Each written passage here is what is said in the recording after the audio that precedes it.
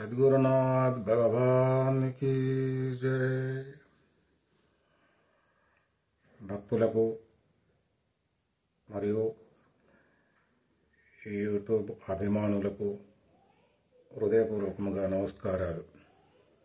ఈరోజు దైవనామ స్మరణతో దయ్యాలు ఫరార్ అనే ఒక మాట, దాని గురించి తెలుసుకుందాం. ఇది ఒక చక్కటి కథతో ఈ విషయం మనకు తెలియవస్తుంది. ఎట్లానంటే, ఒక ఊరిలో ఒక భజన బృందం ఉండేది. అందులో అన్ని వర్ణాల వారు ఉండేవారు. ఒక వైశ్యుడు కూడా ఉన్నాడు అందులో. ప్రతిరోజు తన ఊరిలో ఆంజనేయ స్వామి ఆలయంలో భజన చేస్తుంటారు బ్రహ్మాండంగా.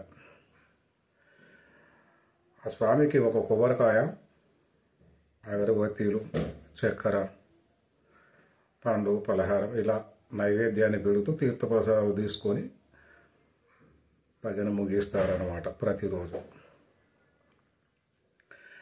అయితే ఈ పూజా సామాగ్రి రోజుకొకరు చొప్పున వంతు పెట్టుకున్నారు. రోజుకొకరు, ఇవాళ ఒకరు, రేపొకరు ఇట్లా తెస్తూ ఉన్నారు. తెస్తూ ఉండగా అందులో ఉన్న కోమటైన స్థానం మారుస్తున్నాడు. అంటే ఒక 3వ వరుసలో కూర్చున్నవాడు ఆ రూపాయిని తప్పించుకోవాలి, ఆ ఖర్చు తప్పించుకోవాలన్న ఆలోచనతో 5వ వరుసలో కూర్చుంటున్నాడు. మరి తెల్లవారి 6వ వరుసలో కూర్చుంటున్నాడు. మరి తెల్లవారి 7, 8, 9, 10 ఇట్లా 20 మంది ఉన్నారు. వాళ్ళు 19 స్థానాలు మార్చిండు. ఎందుకు? ఈ పూజా ఖర్చు తప్పించుకోవడానికి. 19 మంది అయిపోయింది. 20వ వాడు తానే కదా. ఇక ఎట్లాగూ రేపు నా వంతే వస్తుంది, తప్పించుకోవాలి అని అనుకోని ఇంటికి పోయిండు. భోజనం చేసిండు, పండుకున్నాడు. ఒకటే ఆలోచన, రేపటి ఖర్చు ఎట్లా తప్పించుకోవాలి. అటో ఇటో పొరుకుంటూ నిద్ర పట్టక తెల్లారింది. తెల్లారిన తర్వాత ఒకటే అదే రంది, రూపాయలు తప్పించుకోవాలంతే. మరి ఎందుకో ఈ కోమటల్లో అలా ఉంటుందేమో అనుకో. ఎట్లా చేయాలనే ఆలోచన తట్టక ఆ రోజు భజనకు వెళ్ళలే. అందరూ వచ్చారు. సాయంకాల సమయం అయింది. భజన భక్తులందరూ వచ్చారు. భజన ప్రారంభమైంది.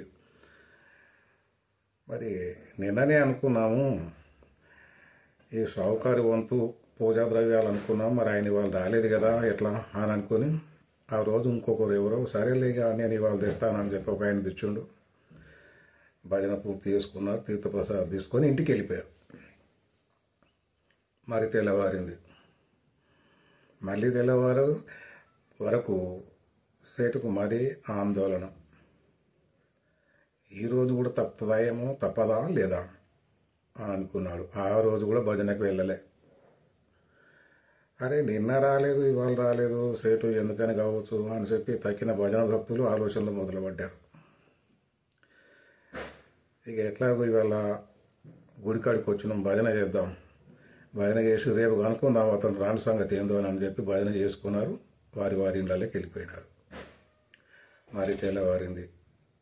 ఆ కోమటాయనకు ఒకటే చింత, ఆ రూపాయి ఎట్లా తప్పించుకోవాలి. ఆ మధ్యాహ్న సమయంలో కొందరు భక్తులు కలిసి ఈ విషయం ఏందో కనుక్కుందామని చెప్పి వాళ్ళ ఇంటికి పోయి వాళ్ళ భార్యను అడుగుతారు. అమ్మగారు సేటు ఉన్నాడా అని అంటే అప్పటికే చెప్పేటుండే, ఎవరైనా వస్తే లేడని చెప్పమని. అది గుర్తుపెట్టుకున్న భార్య ఏమో లేడు, ఎక్కడో పోయిండు అని అంటది. సరే వచ్చినాక మాకు మనం కలవకపోతే మళ్ళీ మేము వస్తాం సాయంత్రం అని చెప్పి వీళ్ళు వెళ్ళి వచ్చారు. వెళ్ళి రాగానే వీళ్ళు చెప్పిన విషయం తన భర్తకు చెప్పింది. నన్ను ఇడిచిపెట్టా క్లియర్ అనుకున్నాడు. ఈ భజన ఉన్నా సరే లేకున్నా సరే నేను రూపాయి మిగిలించుకోవాలనుకున్నాడు. ఇంట్లోనే ఉన్నాడు. సాయంకాలం కావస్తుంది. వాళ్ళు గల భక్తులంతా ఇలా ముందే గుడికాడికి వచ్చిండ్రు. కోమటాయన మీదనే దృష్టి సారించారు.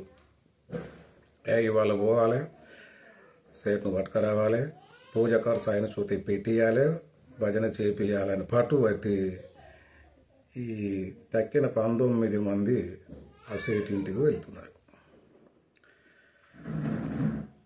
తన ఇంటికి వస్తున్నది గమనించుండు చాటుకి వెళ్ళి దొడ్డిదారిని వెళ్ళి తన పొలం కాడికి బావి కాడికి వెళ్ళిపోయాడు. వీళ్ళు పోయి ఆ సేటు భార్య అని అడుగుతారు, ఏమమ్మా మీ సేటు ఉన్నాడు అంటే లేడు, బావి కాడికి పోయిండు అని చెప్పి. బావి కాడికి పోయినా పర్వాలే, అక్కడికి వెళ్ళని తీసుకొద్దాం, భజన చేపిద్దాం అనే పట్టుతో చీకటి పడుతుంది, బావి కాడికి వెళ్ళారు. ఇతను బావి కాడికి వెళ్ళి కూడా ఆ వచ్చే తవ్వకుండా చూస్తున్నాడు, ఎవరైనా వస్తున్నారా ఏం సంగతి ఇవ్వాలని నా మీదనే నిగరాని పెట్టినట్టున్నారు అనుకున్నాడు. చూస్తున్నాడు, వీళ్ళు వచ్చేది కనిపెట్టాడు.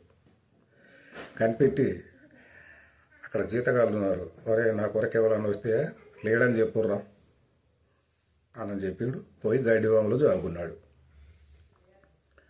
గడ్డివాములో జాక్కుని కొంత రంధ్రం చేసుకొని రంధ్రములకి వెళ్ళి కూడా చూస్తున్నాడు, ఎవరైనా వస్తారో మరి అని. ఈ భజన భక్తులు అతని జీతగాళ్ళని అడుగుతారు, బాయికాడికి పోయి, ఏమా మీ సేటు ఉన్నాడా, మరి ఎక్కడున్నాడు ఉంటే అంటే ఇవాళ రాలేదు, మరి ఎక్కడ పోయి ఏం సంగతి మాకు ఎరకలేదు అని వాళ్ళ జీతగాళ్ళు సమాధానం చెప్తారు. అరే ఇప్పుడు ఇక్కడనే వచ్చినాడు, మేము చూసినాము, నిజం చెప్పుండి అందరూ వీళ్ళు బెదిరిస్తారు. చెప్పి తినంటే సేటు ఏమనుకుంటాడేమో, చెప్పకపోతే వీళ్ళు ఈ పెద్దలంతా ఉపయోగిస్తారేమో అని అనుకొని అతను ఏం ఉపాయం చేస్తాడు, ఏమో మరి ఇవాళ అయితే కనవాలే, ఇక మరి పొద్దుగా వచ్చిండు అప్పుడే వెళ్ళిపోయాడు అని నోటితో చెప్తూ ఒక చేతితో గడివాం వైపు చూపిస్తాడనమాట. ఆ మాట విన్న భక్తులు గడివాం దగ్గరికి వెళ్తున్నారు. అమ్మ నా దగ్గరికే వస్తారు, ఎట్లయినా వెళ్తాం, నన్ను ఇడిచిపెట్టట్లేరు అనుకుని ఆ పక్కకే అడవి గుట్ట ఉంది, ఆ బావి పక్కకు ఆ అడవిలో పడ్డు ఒకటి ఊరుకుడు. పోయి పోయి పోయి పోయి గుట్టకు మీదకి ఎక్కి ఒక గుండు కింద జాపుకున్నాడు. చీకటి పడ్డది, ఎవరు కనిపిస్తలేరు. అరే ఈయన సంగతి రేపు చూసుకుందాం కానీ ఇలా భజన బంద్ చేయదు, మనం పోయి భజన చేసుకుందాంప అని చెప్పి తక్కిన భక్తులంతా ఊర్లోకి వచ్చారు, భజన చేసుకున్నారు, ఎవరి ఇళ్ళ కాళ్ళు వెళ్ళిపోయినారు. ఇక చీకటి పడింది, కోటానికి భయం మొదలైంది. ఇవాళ ఇంటికి పోకున్నా సరే రూపాయి మాత్రం తప్పించుకున్నా అయినా అని. మరి ఇక్కడ ఏ పురుగు బండి తావేనో, పాములు తిరిగే తావేనో, అడుగు పందులే వస్తాయో, పాములే వస్తాయో, తేళ్ళే వస్తాయో, మరి ఎట్లా నాకు నా ప్రాణం ఉంటుందో లేదో ఇవాళ అని చెప్పి ఆలోచన మొదలైంది. ఆ గుండు కిందనే ఒక దయ్యం పిల్లలు చేసింది. తన తల్లి లేదు, పిల్లలు మాత్రమే ఉన్నాయి. ఆ పిల్లలు ఆకలికి నకనకలాడుతున్నాయి, అక్కడ చూస్తూ వాసన పీల్చుకుంటున్నాయి. ఈ సేటు అక్కడ దాక్కున్నాడు కదా దగ్గరనే, ఏమో మనసులో ఆసన వస్తుంది, మా నాన్న లేకపోయా అని అనుకుంటుంది. ఇంకో పిల్ల ఏమంటుంది, అమ్మ వచ్చినాక చూద్దాం, ఈ మనుషులు మన గుహకే వచ్చినాక మలబోత అరాలు, అమ్మ వచ్చినాక అందరం కలిసి తిందాం అని అనుకుంటా. ఈ కోటానికి కళ్ళేని పిరికి మొదలైంది. రూపాయి తప్పించుకుందామో అయితే ప్రాణం పోగొట్టుకుంటా సమయం వచ్చే ఎట చేయాలి అని భయపడిపోతుండో, చెమటలు కొట్టినాయి. బాగా సగం రాత్రి అయింది. అక్కడికి వెళ్ళి ఆ దయ్యం పెద్ద రొదనతో సగుడుతో వచ్చి తన గోడకి వెళ్ళిపోయింది, పండుకుంది. అమ్మ ఏమో తెస్తుందని చెప్పి పిల్లలు ఎదురు చూస్తున్నాయి, ఏమి తేలే. అమ్మ ఏం తెచ్చినావు ఆకలి అవుతుంది, ఏం తెచ్చినావు ఆకలి అవుతుంది అని అమ్మని అడిగితే, ఏముంది బిడ్డ ఇవ్వాలి, ఏం దొరకలేదు, అలానే ఊరికి పోతే ఏముంది, ఆ ఊళ్ళో ఆ గుడికాడ భజన చేస్తున్నారు, ఆ భజన సప్పుడు ఇంత అంతా కాదు, నా చెవులలో వాడంగా నా ప్రాణాలు పోయినట్టు అనిపించింది. రాధా రామచంద్ర భగవానికి జై, వీరాంజనేయ స్వామికి జై, కృష్ణ భగవానికి జై అంటుంటే ఇంక నా ప్రాణం చేతులు నా బిడ్డ, ఇంకా నేను మీ ఆహారం కొరకు దేవులాడిపోయిందా, నా ప్రాణాలు ఉంటే చాలు అని చెప్పి భయం పుట్టి దుమ్ము లేవురికి వచ్చిన అని చెప్తుంది పిల్లలకు. అమ్మ సరే అది అవుతావా ఎట్లా కానీ ఈడేమో ఆసన వస్తుంది, ఒక మనసులో ఆసన వస్తుంది. అరే అవును బిడ్డ, దేవుడు మంచోడే. ఆ ఊరికి పోతే కూడా ఏం దొరకనందుకు మన తిండి ఇక్కడికే పంపినట్టుండు. నరవాసన వస్తుంది, దేవులాడితేనే ఆనం చేయప అంటుంది. ఇక చేరు పానం చేతులు లేదు. ఇక అయ్యో ఒక రూపాయిని తప్పించుకుందామని ఆశ చేత వస్తే ప్రాణాలు పోయే సమయం అయ్యే భగవంతుడా, ఇక్కడ పిలిచినా ఎవరు రారు. ఇది నేను చచ్చినా ఎవరికి తెలియనైతిని, బతికినా ఎవరికి తెలియనైతిని అని అనుకుని బాధపడుతున్నాడు, భయపడుతున్నాడు. అంతలోనే ఒక ఉపాయం తట్టింది. దయ్యం ఏమన్నది, ఊర్లో భజన చేసే కాడ రాధారామచంద్ర భగవానికి జై అంటే తన ప్రాణం పోయినంత విలువైందట. మరి అది నేను కూడా అంట ఇప్పుడు చూస్తా భగవంతుందయ అనుకున్నాడు. జై రాజారామచంద్ర భగవానికి జై, శ్రీకృష్ణ భగవానికి జై, వీరాంజనేయ స్వామికి జై అని చెప్పి గొంతెత్తి అరిచిండనమాట. వారు నీ అమ్మ ఊళ్ళో పోతేనే బతకనీయకుంటున్న సప్పుడు నా ఇంటికి కూడా పోతే కదా రవిడు అని చెప్పి ఇక్కడ మనం కూడా బతకం కదా అని చెప్పి ఆ తల్లి పిల్లలు పరారైపోయిందన్నమాట. అవి ఉరుకుతున్నా కొద్దినా రామచంద్ర భగవానికి జై, కృష్ణ భగవానికి జై, ఆంజనేయ స్వామికి జై అంటున్నాడు. అవి వెళ్ళిపోయినాయి. కోటాయన ప్రాణం చేతులకు వచ్చింది. అదే రాత్రి ఇంటికి వచ్చిండు. ఎట్లా ఈ రాత్రి పోతే ఎవరు మాట్లాడరు, అంత నిద్రలు ఉంటారు అని చెప్పి జర అటో ఇటో ఆలోచనతోటే గడిపి తెల్లవారిన తర్వాత ప్రతి ఒక్క భక్తుని ఇంటికి పోయి నాకు ఇట్లా సంగతి జరిగింది, నేను దేవుని మీద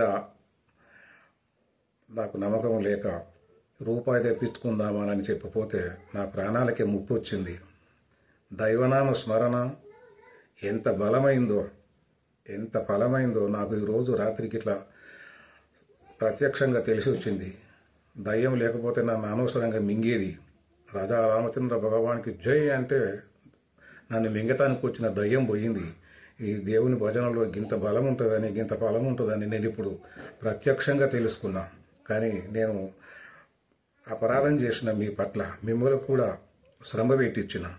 ఈ రోజు నుంచి ప్రతిరోజు ఖర్చంతా నాదే గుడి కాడ, ఇంకా అన్న సంతర్పణ పెడదాము అని చెప్పి అందరికి క్షమాపణ చెప్పి ఊర్లో చాటింపు చేసి ఆ రోజు నుంచి అక్కడ జరిగే కార్యక్రమాలలో పట్టే ఖర్చంతా ఆ సైటే భరిస్తూ దిగ్విజయంగా భజన చేస్తూ వస్తున్నాడు.